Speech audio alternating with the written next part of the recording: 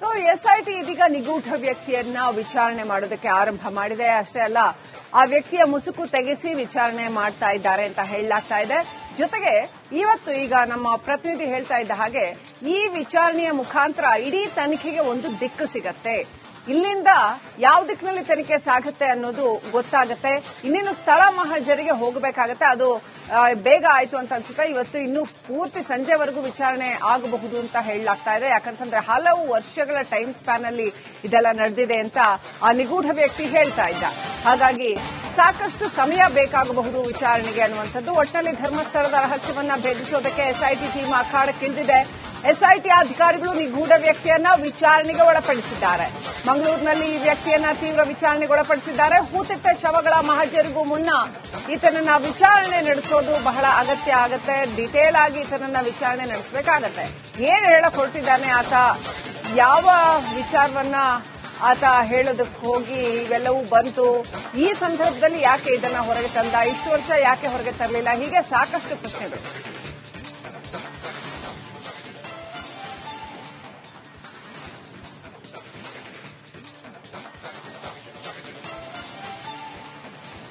ಈ ಕುರಿತಾಗಿ ಇನ್ನಷ್ಟು ಅಪ್ಡೇಟ್ ಪಡ್ಕೊಳ್ಳೋಣ. ನಮ್ಮ ಪ್ರತಿನಿಧಿ ಅಭಿಷೇಕ್ ಲೈವ್ ಕನೆಕ್ಟ್ ಆಗಿದ್ದಾರೆ. ಅಭಿಷೇಕ್, ಇವತ್ತು ಈ ನಿಗೂಢ ವ್ಯಕ್ತಿಯ ವಿಚಾರಣೆ ಮುಖಾಂತರವಾಗಿ ಇಡೀ ತನಿಖೆಗೆ ಒಂದು ದಿಕ್ಕು ಸಿಗತ್ತೆ ಅಂತ ಹೇಳಲಾಗ್ತಾ ಇದೆ.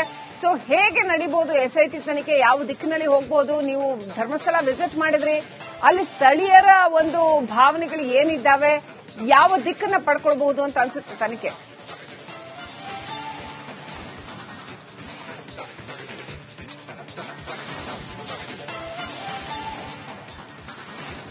ಮೊದಲನೇದಾಗಿ ವಿಶೇಷ ತನಿಖಾ ತಂಡ ಈ ಸದ್ಯ ಮಟ್ಟಿಗೆ ತಮ್ಮ ಕೆಲಸವನ್ನ ಆರಂಭ ಮಾಡಿರೋದರ ಹಿನ್ನೆಲೆ ಒಬ್ಬ ಅನಾಮಧೇಯ ವ್ಯಕ್ತಿ ಏನಿದ್ದಾನೆ ಆತನನ್ನ ಈ ಸದ್ಯದ ಮಟ್ಟಿಗೆ ಐಬಿಗೆ ಕರೆದುಕೊಂಡು ಹೋಗಲಾಗಿರುವಂತದ್ದು. ವಿಚಾರಣೆಯ ಒಂದು ಪ್ರಗತಿಯನ್ನ ಈಗ ನಾವು ಕಾಣೋದಕ್ಕೆ ಶುರು ಮಾಡಿರುವಂತದ್ದು ಮೊದಲನೇ ಅಂಶ ಆಗುತ್ತೆ. ಇಲ್ಲಿ ಈ ವ್ಯಕ್ತಿ ತನ್ನ ಮುಖಗವಸನ್ನ ತೆಗೆದು ವಿಡಿಯೋ ದಾಖಲೆಯ ಮುಖಾಂತರ ಅಧಿಕಾರಿಗಳ ಸಮ್ಮುಖದಲ್ಲಿ ಅವರು ಕೇಳುವಂತಹ ಪ್ರಶ್ನೆಗಳಿಗೆ ಉತ್ತರ ನೀಡುವಂತ ಸಾಧ್ಯತೆ ಮೊದಲನೇದಾಗಿರುತ್ತೆ.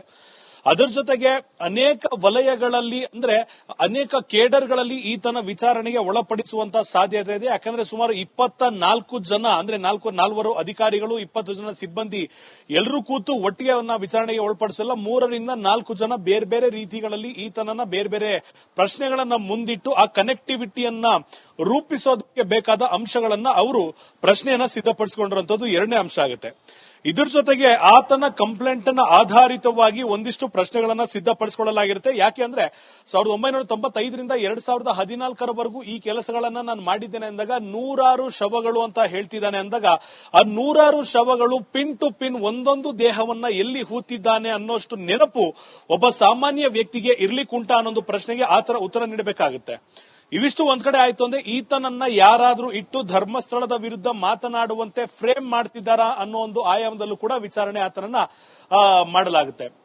ಇದಿಷ್ಟು ಒಂದ್ ಕಡೆ ಆಯ್ತು ಅಂದ್ರೆ ಧರ್ಮಸ್ಥಳದ ಜನರ ಭಾವನೆಗೆ ಧಕ್ಕೆ ಬರುವಂತ ಈ ವ್ಯಕ್ತಿಯ ಹೇಳಿಕೆ ಏನಿದೆ ಅದನ್ನ ಅಲ್ಲಿರುವಂತಹ ಜನ ಸಹಜವಾಗಿ ವಿರೋಧ ಮಾಡ್ತಾರೆ. ಯಾಕಂದ್ರೆ ಕಳೆದ ಅನೇಕ ದಿನಗಳಿಂದ ನಾವು ಕೂಡ ಅಲ್ಲಿ ಬೀಡು ಬಿಟ್ಟಿದ್ವಿ. ಅಲ್ಲಿರುವಂತಹ ಜನರ ಅಭಿಪ್ರಾಯವನ್ನ ಪಡೆದಿರುವಂತದ್ದು ಒಂದಿಷ್ಟು ಜನರ ಅನೌಪಚಾರಿಕ ಮಾಹಿತಿಯ ಪ್ರಕಾರ ಆಗಿರಬಹುದು, ಆದ್ರೆ ಆತ ಹೇಳಿದಷ್ಟು ಮಟ್ಟಿಗೆ ಆಗಿರ್ಲಿಕ್ಕಿಲ್ಲ ಅನ್ನೋದು ಮೊದಲನೇ ಪಾಯಿಂಟ್ ಅವ್ರು ಹೇಳುವಂತದ್ದಾಗಿರುತ್ತೆ.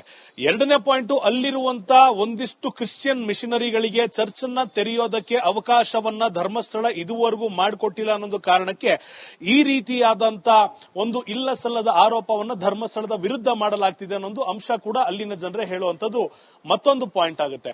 ಇವೆರಡರ ಜೊತೆಗೆ ಈ ವ್ಯಕ್ತಿ ತನ್ನ ಪ್ರಾಯಶ್ಚಿತ್ತಕ್ಕಾಗಿ, ತನ್ನ ಪಶ್ಚಾತ್ತಾಪಕ್ಕಾಗಿ 100 ಮಹಿಳೆಯರ, ಬಾಲಕಿಯರ, ಯುವತಿಯರ ಶವವನ್ನ ಯಾವುದೇ ರೀತಿಯ ಅಂತ್ಯಕ್ರಿಯೆಯನ್ನ ಮಾಡದೆ ಪ್ರಾಣಿಗಳಿಗಿಂತ ಕೆಟ್ಟದ್ದಾಗಿ ನಾನು ಹೂತು ಹಾಕಿದ್ದೇನೆ, ಅವುಗಳ ಆತ್ಮಗಳಿಗೆ ನೆಮ್ಮದಿ ಸಿಗಬೇಕು ಅಂದ್ರೆ ನನಗೆ ಈ ಒಂದು ಪ್ರಾಯಶ್ಚಿತ್ತ ಆಗಬೇಕು ಅಂದ್ರೆ ಅವರಿಗೆ ವಿಧಿವಿಧಾನ ಇರುವಂತೆ ಕ್ರಿಯಾದಿಗಳನ್ನ ಮಾಡಬೇಕಾಗಿದೆ. ಆ ಕಾರಣದಿಂದ ನಾನು ಮುಂದೆ ಬಂದು ಸುಮಾರು 10 ವರ್ಷದಿಂದ ತಲೆಮರೆಸಿಕೊಂಡಿದ್ರು ಕೂಡ ಈಗ ಮುಂದೆ ಬಂದಿದ್ದೇನೆ ಅಂತ ಹೇಳ್ತಾನೆ.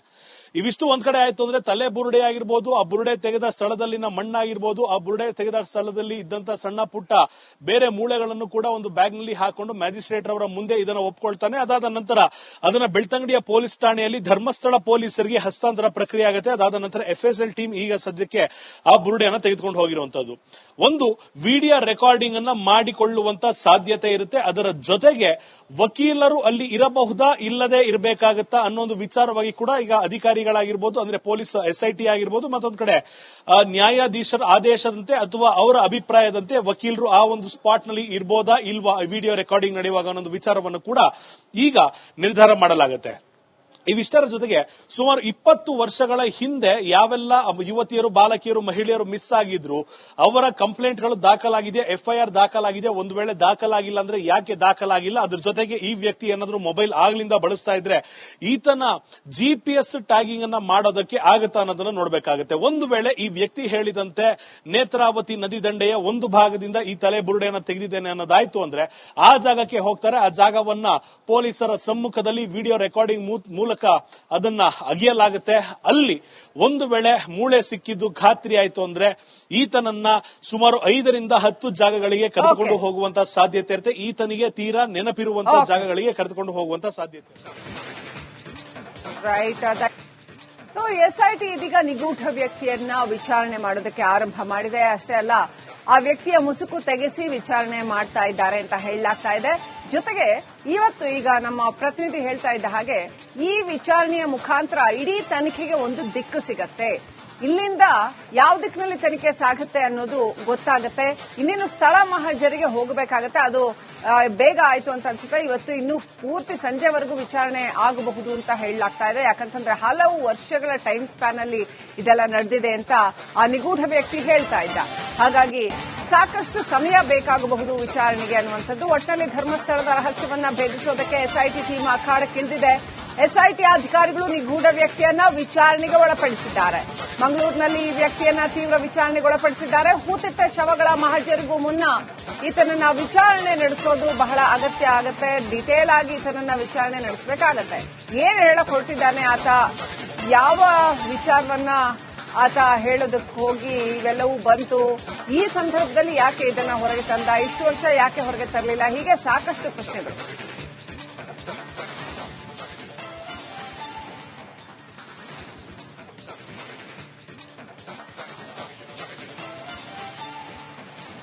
ಈ ಕುರಿತಾಗಿ ಇನ್ನಷ್ಟು ಅಪ್ಡೇಟ್ ಪಡ್ಕೊಳ್ಳೋಣ. ನಮ್ಮ ಪ್ರತಿನಿಧಿ ಅಭಿಷೇಕ್ ಲೈವ್ ಕನೆಕ್ಟ್ ಆಗಿದ್ದಾರೆ. ಅಭಿಷೇಕ್, ಇವತ್ತು ಈ ನಿಗೂಢ ವ್ಯಕ್ತಿಯ ವಿಚಾರಣೆ ಮುಖಾಂತರವಾಗಿ ಇಡೀ ತನಿಖೆಗೆ ಒಂದು ದಿಕ್ಕು ಸಿಗತ್ತೆ ಅಂತ ಹೇಳಲಾಗ್ತಾ ಇದೆ.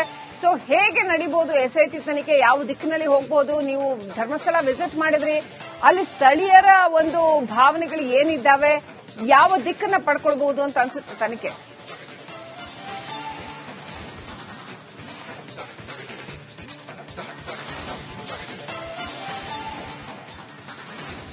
ಮೊದಲನೇದಾಗಿ ವಿಶೇಷ ತನಿಖಾ ತಂಡ ಈ ಸದ್ಯದ ಮಟ್ಟಿಗೆ ತಮ್ಮ ಕೆಲಸವನ್ನ ಆರಂಭ ಮಾಡಿರೋದರ ಹಿನ್ನೆಲೆ ಒಬ್ಬ ಅನಾಮಧೇಯ ವ್ಯಕ್ತಿ ಏನಿದ್ದಾನೆ ಆತನನ್ನ ಈ ಸದ್ಯದ ಮಟ್ಟಿಗೆ ಐಬಿಗೆ ಕರೆದುಕೊಂಡು ಹೋಗಲಾಗಿರುವಂತದ್ದು. ವಿಚಾರಣೆಯ ಒಂದು ಪ್ರಗತಿಯನ್ನ ಈಗ ನಾವು ಕಾಣೋದಕ್ಕೆ ಶುರು ಮಾಡಿರುವಂತದ್ದು ಮೊದಲನೇ ಅಂಶ ಆಗುತ್ತೆ. ಇಲ್ಲಿ ಈ ವ್ಯಕ್ತಿ ತನ್ನ ಮುಖಗವಸನ್ನ ತೆಗೆದು ವಿಡಿಯೋ ದಾಖಲೆಯ ಮುಖಾಂತರ ಅಧಿಕಾರಿಗಳ ಸಮ್ಮುಖದಲ್ಲಿ ಅವರು ಕೇಳುವಂತಹ ಪ್ರಶ್ನೆಗಳಿಗೆ ಉತ್ತರ ನೀಡುವಂತ ಸಾಧ್ಯತೆ ಮೊದಲನೇದಾಗಿರುತ್ತೆ. ಅದರ ಜೊತೆಗೆ ಅನೇಕ ವಲಯಗಳಲ್ಲಿ ಅಂದ್ರೆ ಅನೇಕ ಕೇಡರ್ಗಳಲ್ಲಿ ಈತನ ವಿಚಾರಣೆಗೆ ಒಳಪಡಿಸುವಂತಹ ಸಾಧ್ಯತೆ ಇದೆ. ಯಾಕಂದ್ರೆ ಸುಮಾರು 24 ಜನ ಅಂದ್ರೆ ನಾಲ್ವರು ಅಧಿಕಾರಿಗಳು, 20 ಜನ ಸಿಬ್ಬಂದಿ ಎಲ್ಲರೂ ಕೂತು ಒಟ್ಟಿಗೆ ವಿಚಾರಣೆಗೆ ಒಳಪಡಿಸಲ್ಲ. 3 ರಿಂದ 4 ಜನ ಬೇರೆ ಬೇರೆ ರೀತಿಗಳಲ್ಲಿ ಈತನನ್ನ ಬೇರೆ ಬೇರೆ ಪ್ರಶ್ನೆಗಳನ್ನ ಮುಂದಿಟ್ಟು ಆ ಕನೆಕ್ಟಿವಿಟಿಯನ್ನ ರೂಪಿಸೋದಕ್ಕೆ ಬೇಕಾದ ಅಂಶಗಳನ್ನ ಅವರು ಪ್ರಶ್ನೆಯನ್ನ ಸಿದ್ಧಪಡಿಸಿಕೊಂಡಿರುವಂತದ್ದು ಎರಡನೇ ಅಂಶ ಆಗುತ್ತೆ.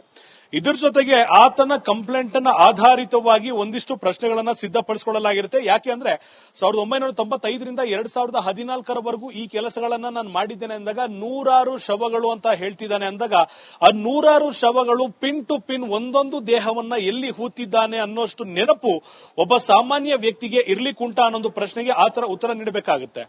ಇವಿಷ್ಟು ಒಂದ್ ಕಡೆ ಆಯ್ತು ಅಂದ್ರೆ ಈತನನ್ನ ಯಾರಾದ್ರೂ ಇಟ್ಟು ಧರ್ಮಸ್ಥಳದ ವಿರುದ್ಧ ಮಾತನಾಡುವಂತೆ ಫ್ರೇಮ್ ಮಾಡ್ತಿದ್ದಾರಾ ಅನ್ನೋ ಒಂದು ಆಯಾಮದಲ್ಲೂ ಕೂಡ ವಿಚಾರಣೆ ಆತನನ್ನ ಮಾಡಲಾಗುತ್ತೆ. ಇದಿಷ್ಟು ಒಂದ್ ಕಡೆ ಆಯ್ತು ಅಂದ್ರೆ ಧರ್ಮಸ್ಥಳದ ಜನರ ಭಾವನೆಗೆ ಧಕ್ಕೆ ಬರುವಂತ ಈ ವ್ಯಕ್ತಿಯ ಹೇಳಿಕೆ ಏನಿದೆ ಅದನ್ನ ಅಲ್ಲಿರುವಂತಹ ಜನ ಸಹಜವಾಗಿ ವಿರೋಧ ಮಾಡ್ತಾರೆ. ಯಾಕಂದ್ರೆ ಕಳೆದ ಅನೇಕ ದಿನಗಳಿಂದ ನಾವು ಕೂಡ ಅಲ್ಲಿ ಬೀಡು ಬಿಟ್ಟಿದ್ವಿ. ಅಲ್ಲಿರುವಂತಹ ಜನರ ಅಭಿಪ್ರಾಯವನ್ನ ಪಡೆದಿರುವಂತದ್ದು ಒಂದಿಷ್ಟು ಜನರ ಅನೌಪಚಾರಿಕ ಮಾಹಿತಿಯ ಪ್ರಕಾರ ಆಗಿರಬಹುದು, ಆದ್ರೆ ಆತ ಹೇಳಿದಷ್ಟು ಮಟ್ಟಿಗೆ ಆಗಿರ್ಲಿಕ್ಕಿಲ್ಲ ಅನ್ನೋದು ಮೊದಲನೇ ಪಾಯಿಂಟ್ ಅವ್ರು ಹೇಳುವಂತದ್ದಾಗಿರುತ್ತೆ. ಎರಡನೇ ಪಾಯಿಂಟ್ ಅಲ್ಲಿರುವಂತಹ ಒಂದಿಷ್ಟು ಕ್ರಿಶ್ಚಿಯನ್ ಮಿಷನರಿಗಳಿಗೆ ಚರ್ಚ್ ಅನ್ನ ತೆರೆಯೋ ತೆಗೆಯೋದಕ್ಕೆ ಅವಕಾಶವನ್ನ ಧರ್ಮಸ್ಥಳ ಇದುವರೆಗೂ ಮಾಡಿಕೊಟ್ಟಿಲ್ಲ ಅನ್ನೋದು ಕಾರಣಕ್ಕೆ ಈ ರೀತಿಯಾದಂತ ಒಂದು ಇಲ್ಲ ಸಲ್ಲದ ಆರೋಪವನ್ನ ಧರ್ಮಸ್ಥಳದ ವಿರುದ್ಧ ಮಾಡಲಾಗ್ತಿದೆ ಅನ್ನೊಂದು ಅಂಶ ಕೂಡ ಅಲ್ಲಿನ ಜನರೇ ಹೇಳುವಂತದ್ದು ಮತ್ತೊಂದು ಪಾಯಿಂಟ್ ಆಗುತ್ತೆ.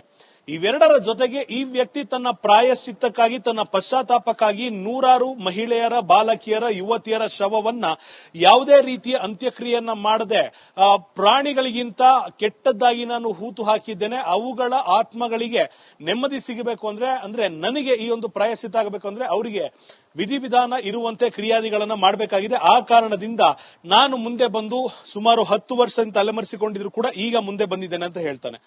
ಇವಿಷ್ಟು ಒಂದ್ ಕಡೆ ಆಯ್ತು ಅಂದ್ರೆ ತಲೆ ಬುರುಡೆ ಆಗಿರ್ಬೋದು, ಆ ಬುರುಡೆ ತೆಗೆದ ಸ್ಥಳದಲ್ಲಿನ ಮಣ್ಣಾಗಿರ್ಬೋದು, ಆ ಬುರುಡೆ ತೆಗೆದ ಸ್ಥಳದಲ್ಲಿ ಇದ್ದಂತ ಸಣ್ಣ ಪುಟ್ಟ ಬೇರೆ ಮೂಳೆಗಳನ್ನು ಕೂಡ ಒಂದು ಬ್ಯಾಗ್ ನಲ್ಲಿ ಹಾಕೊಂಡು ಮ್ಯಾಜಿಸ್ಟ್ರೇಟ್ ಅವರ ಮುಂದೆ ಇದನ್ನ ಒಪ್ಕೊಳ್ತಾನೆ. ಅದಾದ ನಂತರ ಅದನ್ನ ಬೆಳ್ತಂಗಡಿಯ ಪೊಲೀಸ್ ಠಾಣೆಯಲ್ಲಿ ಧರ್ಮಸ್ಥಳ ಪೊಲೀಸರಿಗೆ ಹಸ್ತಾಂತರ ಪ್ರಕ್ರಿಯೆ ಆಗುತ್ತೆ. ಅದಾದ ನಂತರ FSL ಟೀಮ್ ಈಗ ಸದ್ಯಕ್ಕೆ ಆ ಬುರುಡೆಯನ್ನ ತೆಗೆದುಕೊಂಡು ಹೋಗಿರುವಂತದ್ದು.